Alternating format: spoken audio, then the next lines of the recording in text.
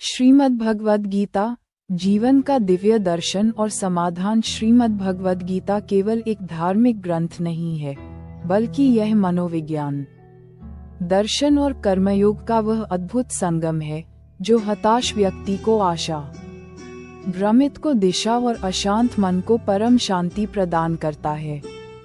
कुरुक्षेत्र के मैदान में जब अर्जुन अपने ही सगे संबंधियों को शत्रु के रूप में सामने खड़ा देखता है, तो उसका गांडीव धनुष हाथ से छूटने लगता है। वह मोह और विषाद, दुख के गहरे सागर में डूब जाता है। ऐसी परिस्थिति में भगवान श्री कृष्ण उसे जो उपदेश देते हैं, वे आज के युग में हमारे तनाव, अवसाद और अनिश्चितता को दूर करने के लिए भी उतने ही प्रासंगिक हैं। प्रथम अध्याय, अर्जुन विषाद योग, मोह की उत्पत्ति।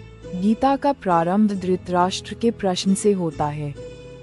धृतराष्ट्र जन्म से अंधे थे, लेकिन उनके भीतर पुत्र मोह की पट्टी भी बंधी हुई थी। वे संजय से पूछते हैं कि धर्मभूमि कुरुक्षेत्र में युद्ध की इच्छा से एकत्र हुए मेरे और पांडु के पुत्रों ने क्या किया।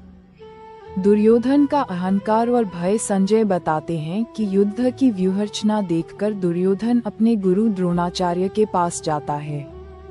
वह पांडवों की सेना की प्रशंसा भी करता है और अपनी सेना के महारथियों का महिमा मंडन भी। ये दुर्योधन की असुरक्षा की भावना को दर्शाता है।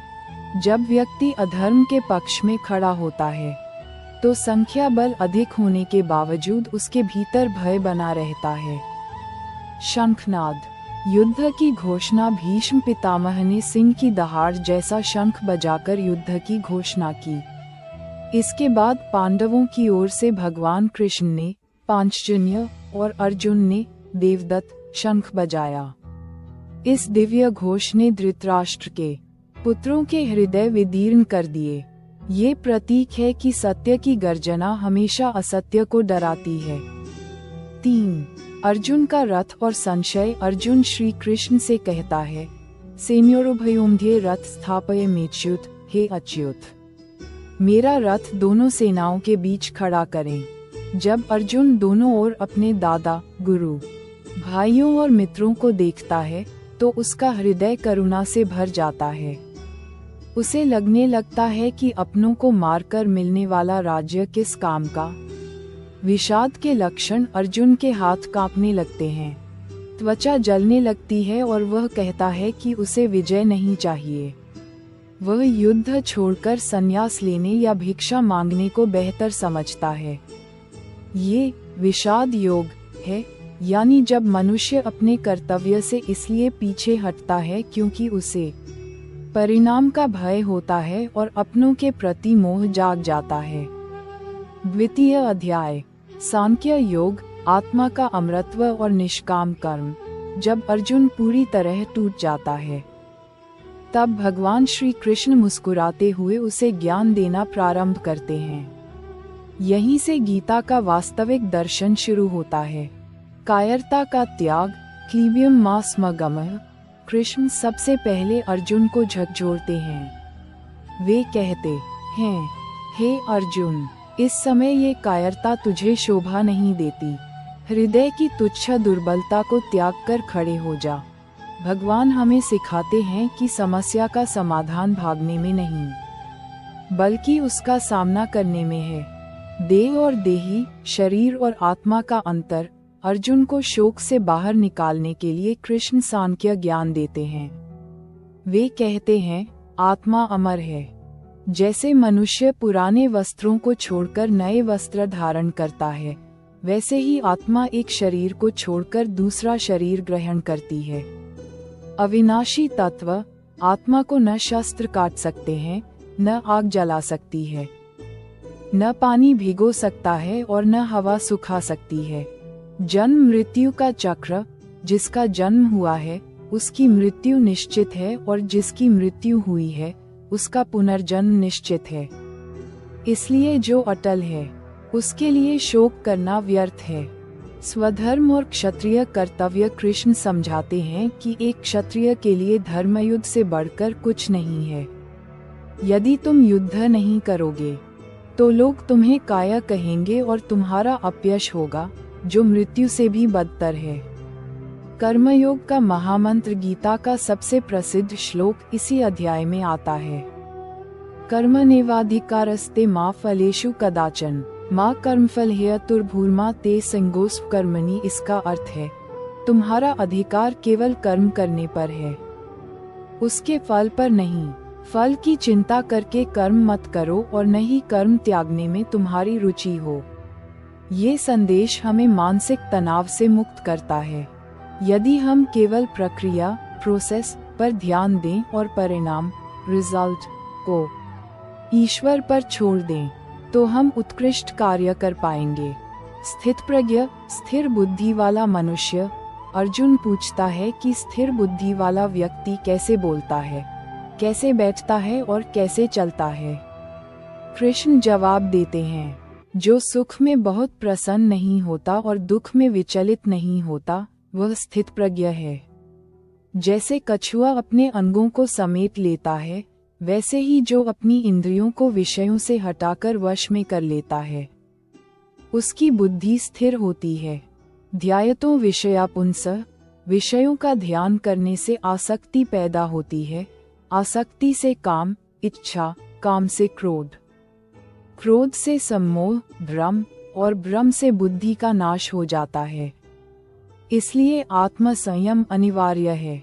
आधुनिक जीवन में गीता की उपयोगिता तनाव प्रबंधन, स्ट्रेस मैनेजमेंट। गीता सिखाती है कि हम वर्तमान में जिएं। भविष्य की चिंता, फल की इच्छा ही तनाव का मूल कारण है। निर्णय क्षमता, डिसीजन मेकिंग। अर्जुन की तरह हम भी अक्सर क्या करें क्या न करें के बीच फंस जाते हैं। गीता हमें भावनाओं इमोशनल अटैचमेंट के बजाय धर्म राइचसनेस के आधार पर निर्णय लेना सिखाती है। आत्मविश्वास। जब कृष्ण कहते हैं कि तू अविनाशी आत्मा है, तो यह मनुष्य के भीतर असीम शक्ति का संचार करता है। हम केवल मांस मज्जा का पुतला नहीं, बल्कि ईश्वर का अंश हैं। सफलता का सूत्र, निरंतर अभ्यास और वैराग्य। पुरानी गलतियों को छोड़ने की शक्ति ही सफलता की कुंजी है। निष्कर्ष, श्रीमद् भगवद गीता के प्रथम 2 अध्याय हमें मोह से ज्ञान की ओर ले जाते हैं। पहले अध्याय का विषाद, दुख ही दूसरे अध्याय में योग, ईश्वर से मिलन का आधार बनता है। यदि आपके जीवन में भी कोई कुरुक्षेत्र है, यदि आप भी अपने निर्णयों को लेकर दुविधा में हैं, तो गीता के इन वचनों को प्रतिदिन आत्मसात करें। भगवान कृष्ण का संदेश स्पष्ट है, उठो, अपने कर्तव्य को पहचानो और फल की चिंता किए बिना अपना सर्वश्रेष्ठ योगदान दो। पहले और दूसरे अध्याय में भगवान ने अर्जुन को ज्ञान और आत्मा की अमरता के बारे में बताया, लेकिन अर्जुन उलझन में पड़ गया कि अगर ज्ञान ही श्रेष्ठ है, तो फिर युद्ध जैसा घोर कर्म करना क्यों जरूरी है। यहाँ से भगवान कर्म की दिव्यता का रहस्य खोलते हैं। आइए इसे विस्तार से और सरल भाषा में समझते हैं। तृतीय अध्याय, कर्मयोग, कर्म की अनिवार्यता और कुशलता। अर्जुन की दुविधा, ज्ञान या कर्म। अध्याय की शुरुआत अर्जुन के एक बहुत ही व्यवहारिक प्रश्न से होती है। अर्जुन कहता है, हे जनार्दन, यदि आप ज्ञान को कर्म से श्रेष्ठ मानते हैं, तो फिर आप मुझे इस भयानक युद्ध में क्यों झोंक रहे हैं? आपकी मिली जुली बातों से मेरी बुद्धि भ्रमित हो रही है। कृपया मुझे कोई एक मार्ग निश्चित करके बताइए जिससे मेरा कल्याण हो। ये हम सबकी दुविधा है।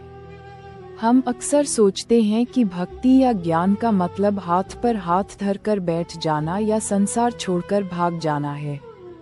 कर्म से कोई बच नहीं सकता। भगवान कृष्ण उत्तर देते हैं कि इस लोक में 2 प्रकार की निष्ठाएं हैं, सांख्य योगियों के लिए ज्ञान मार्ग और योगियों के लिए कर्म मार्ग। लेकिन वे एक बहुत बड़ी सच्चाई बताते हैं, न ही कश्चित क्षणमपि जातु तिष्ठत्य कर्मकृत। कोई भी मनुष्य किसी भी काल में क्षण मात्र के लिए भी बिना कर्म किए नहीं रह सकता।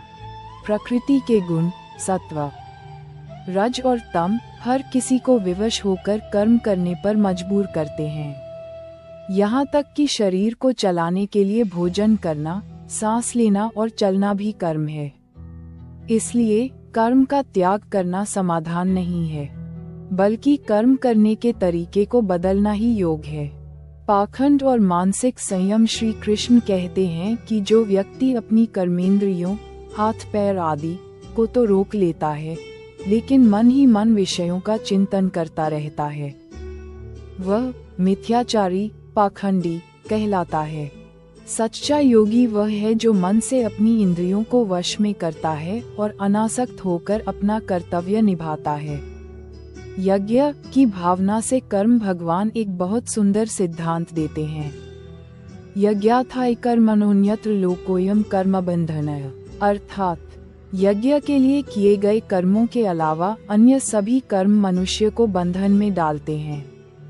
यहाँ यज्ञ का अर्थ केवल हवन कुंड में आहुति देना नहीं है, बल्कि अपने हिस्से का काम पूरी ईमानदारी से करना, समाज और सृष्टि के कल्याण के लिए कार्य करना, दूसरों की सेवा करना। भगवान कहते हैं कि सृष्टि के प्रारंभ में प्रजापति ने यज्ञ के साथ ही प्रजा को रचा था और कहा था कि तुम यज्ञ के द्वारा देवताओं, प्रकृति की शक्तियों को पुष्ट करो और वे तुम्हें पुष्ट करेंगे। जो व्यक्ति दूसरों को दिए बिना अकेला ही सुख भोगता है, वह एक तरह से चोर है।